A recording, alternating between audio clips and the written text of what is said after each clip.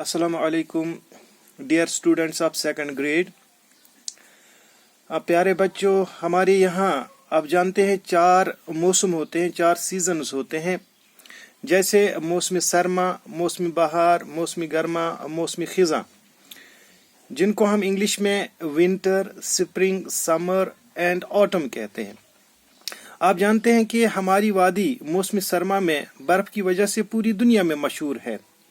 आज हम बर्फ यानी स्नो से रिलेटेड सबक पढ़ेंगे और जिसका नाम है the snow adventures. Let us first see the summary of this poem. The chapter is about a Kashmiri boy, Ali. Ali woke up on a beautiful cold winter morning and was very happy to see everything covered in white. Ali wanted to go out and play. He put on his muffler and farron and went out. With his feet sinking in snow, he walked on snow-making tracks and made a snowman too. After some adventures with snow, he went back to his warm home while his mother gave him warm milk to drink and sandwiches to eat.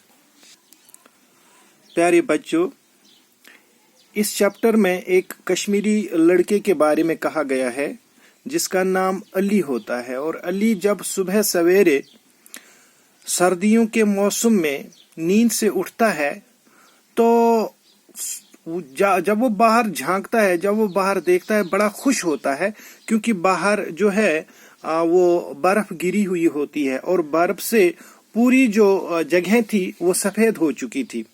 Ali चाहता था कि वो बाहर जाए और खेले, और इसके लिए पहले उसने अपने गले में एक मफलर ओढ़ा और साथ में फेरन भी पहना।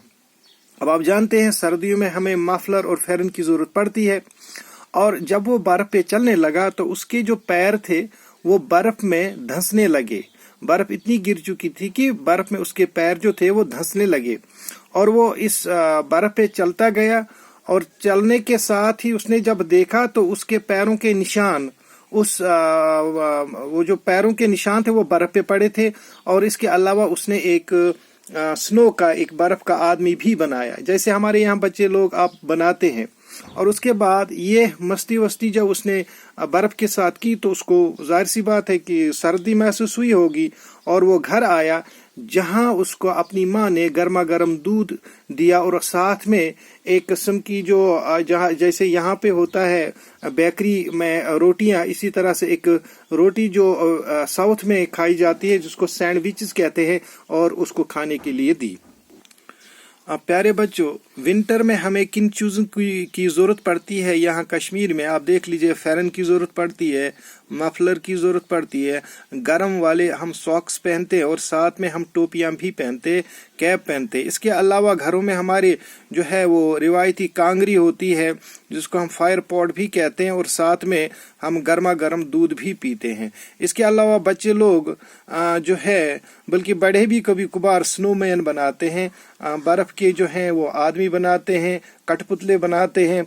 और इसके अलावा लोग एक दूसरे पर जो है वो स्नो फेंकते हैं। ये जो स्नो फ्लेक्स होते हैं एक दूसरे को वो बर्फ़ फेंकते हैं और बड़े एंजॉय करते हैं, फन करते हैं। इवैल्यूएशन में आप देख लीजिए, Ali wanted to go out and play और स्लीप। बाहर जाना चाहता था अली, किस लिए? खेलने या सोने के लिए? बिल्कुल खेलने के लिए। तो प्ले के ऊपर आप इसको मार्क कीजिएगा, राइट।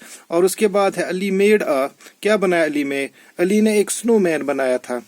तो इसके अलावा mother gave him dash to drink and dash to eat. पीने के लिए माँ ने क्या दिया था? दूध दिया था। और खाने के लिए उसको क्या दिया था? सैंडविच दिया था। और उसके बाद ये काम आप खुद कीजिएगा, write 3 sentences on what you want to do in winter.